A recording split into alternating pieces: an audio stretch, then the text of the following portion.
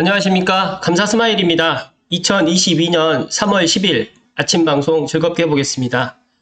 오늘 방송하기 전에 제가 좋은 글을 항상 아침에 이야기 드렸는데 오늘부터 위대한 투자가들의 명언 관련해가지고 아침에 한 10가지 정도 되는 것 같은데 제가 한번 이야기 드려볼 수 있도록 하겠습니다.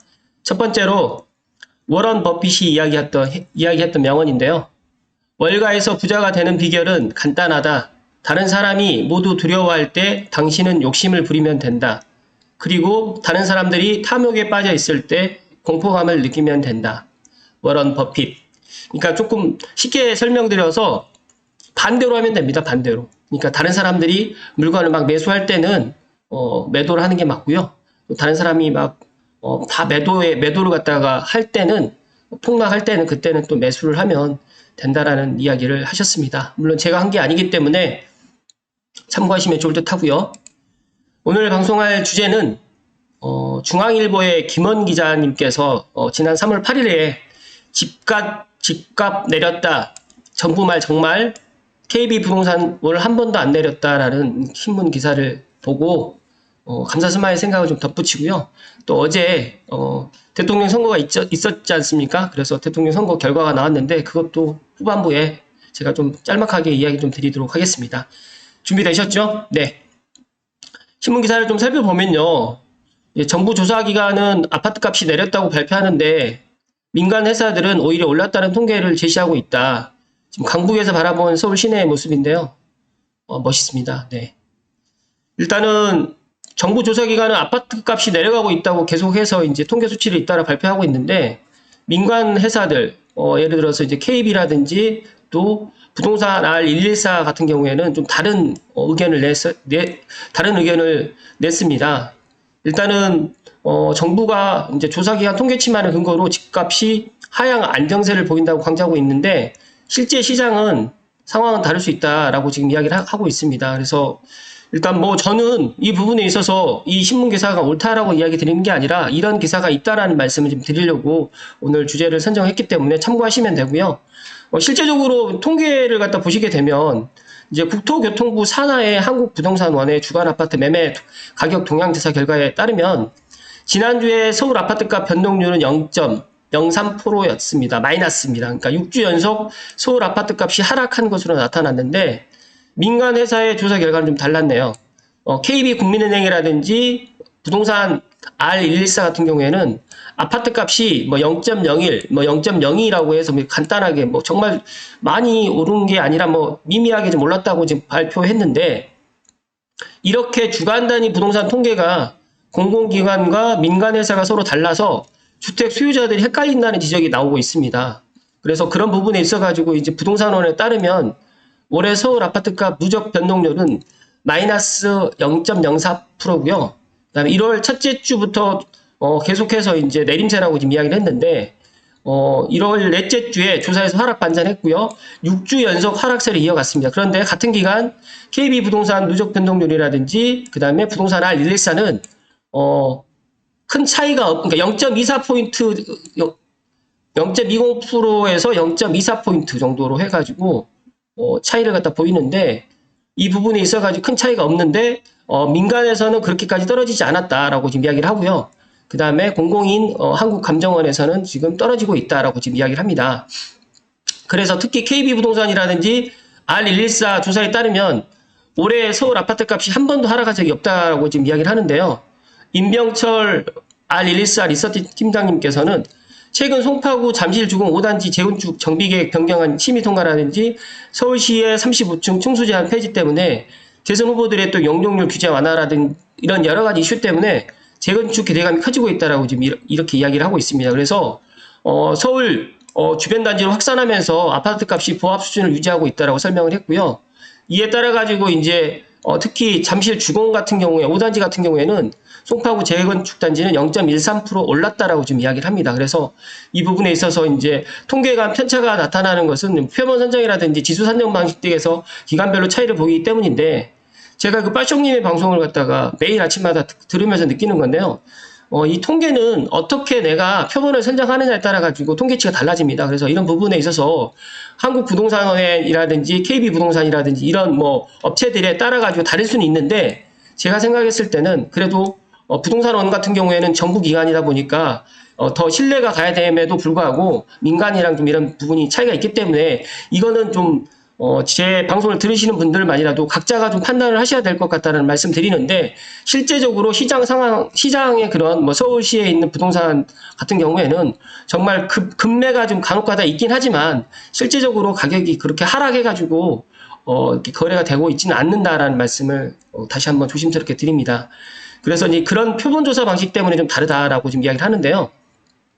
부동산원 같은 경우에는 전문조사자가 거래 가능 가격을 산출하고, KB부동산 같은 경우에는 공인중개사가 호가를 입력하는 방식이기 때문에 이 조사 같은 경우에는 짧은 기간, 특히 주간 단위로 많은 지역의 가격 흐름이라든지 변동성을 반영할 수 있는 장점이 있지만, 조사원의 평가 가격을 사용하기 때문에 실제 시장의 가격 변동보다는 덜 민감하다.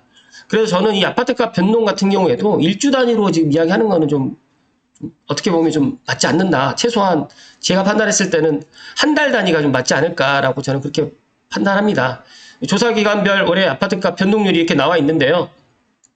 서울 같은 경우에는 지금 한국감정원 같은 경우에 지금 마이너스 0.04고요. 그 다음에 경기는 마이너스 0.6, 그 다음에 인천도 마이너스 0.06으로 지금 되어 있고, 전국은 뭐 하락하지 않았다고 지금 이야기하는데, KB부동산이라든지 부동산 R114 같은 경우에는 지금 다 아파트 값이 서울, 경기, 인천 같은 경우에는 지금 뭐 R114 같은 경우는 지금 하락했다고 지금 이야기를 하는데, 일단 상승을 했다라고 지금 이야기를 합니다.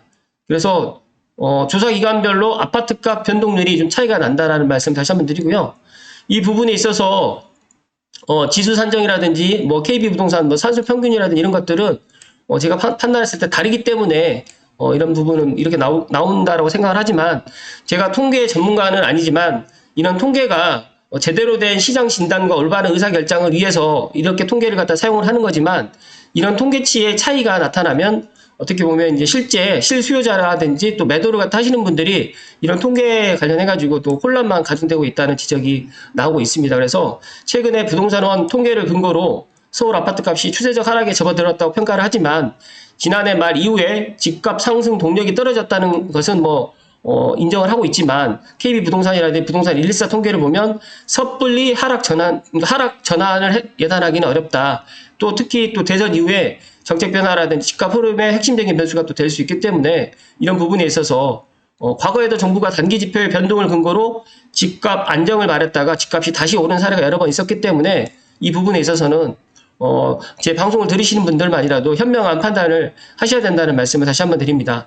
또 전문가들이 혼선을 줄이기 위해서 아예 주간조사 결과를 갖다가 발표하는 것을 포기하는 것도 지금 고려할 필요가 있다. 그러니까 주간은 크게 의미가 없는 것 같아요. 그러니까 주간 단위로 해가지고 한다고 하더라도, 집을 매수하려고 하셨던 분이 지난주에 집을 매수를 하려고 했다가 이번 주에 집을 포기하고 그러지는 않는 것 같거든요. 그러니까 여러 가지 상황에 따라 다르겠지만, 차라리 주간보다는 차라리 월 단위로 해서 발표를 하는 게 더 맞지 않을까라는 말씀을 조심스럽게 드리고요. 이 부분에 있어서 감자스마일이 오늘 아침에 이야기 드린 거는, 집값이 내렸다라고 정부 말을 갖다가 정말 액면 그대로 받아들여야 될 것인지, 제 말대로 만약에 이제 집 앞 근처에 있는 부동산 사무실이라든지 직접 임장을 해 보시게 되면 정말 급한 매물이 간혹가다 있습니다. 근데 그 간혹가다 있는 매물도 매수를 할까 말까 망설이는 분들이 최근에 이제 많이 늘었는데, 제가 생각했을 때는 이제 어제 선거가 끝났기 때문에 아마 이제 이런 부분에 있어서는 좀 많은 변화가 있지 않을까라는 말씀을 오늘 드리면서, 이어서 제가 물 한 잔 마시고 오늘 방송 마무리 짓도록 하겠습니다.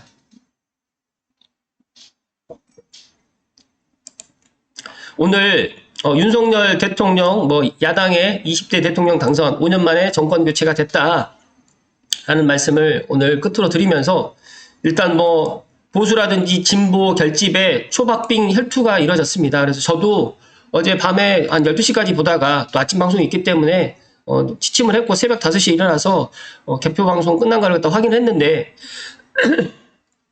헌정사상 최소 득표차로 0.8포인트 표 차이로 해가지고 야당의 윤석열 대통령 후보께서 대통령이 당선됐는데, 누가 저는 대통령이 되더라도 우리나라 대한민국이 미래로 나갈 방향을 잘 설계를 해서 이렇게 나갔으면 좋을 듯 하고요. 또 부동산 부분에 있어서만큼은 시장의 전문가들이라든지 여러 계층의 사람들의 의견을 좀 들어서 정말 지난 문재인 정부, 그러니까 현재 있는 문재인 정부처럼 이런 부동산 부분에 있어서 많은 사람들을 가슴 아프게 하지 않았으면 하는 게 제 개인적인 바람입니다. 물론 여당의 이재명 후보를 갖다 지지했던 분들이나 또 야당의 윤석열 대통령 후보를 지지했던 분들 모두 다 소중한 한 표를 갖다 행사했을 거라고 생각을 하고요.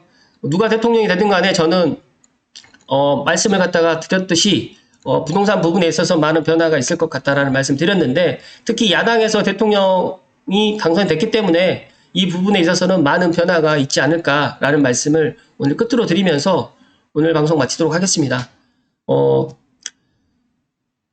물론 대통령이 바뀐다고 해가지고 많은 부분에 있어서 변화가 될 거라고 저는 생각하지 않습니다. 그러나 기본적으로 국민이 또 예를 들어서 이제 국민이 이제 투표로서 이제 새로운 정부를 갖다가 희망을 했고, 또 새로운 대통령이 당선됐기 때문에 이 부분에 있어서 대통령 인수위원회가 이제 아마 이제 5월 9일까지, 그러니까 5월 12일에 이제 20대 대통령이 취임을 하기 때문에 그 부분에 있어서 잘 준비를 해서 여러 가지의 그 산적된 그런 현안의 문제들이 상당히 많이 있는데 잘 준비해서 20대 대통령은 꼭 성공한 대통령이 됐으면 하는 게 제 개인적인 바람입니다.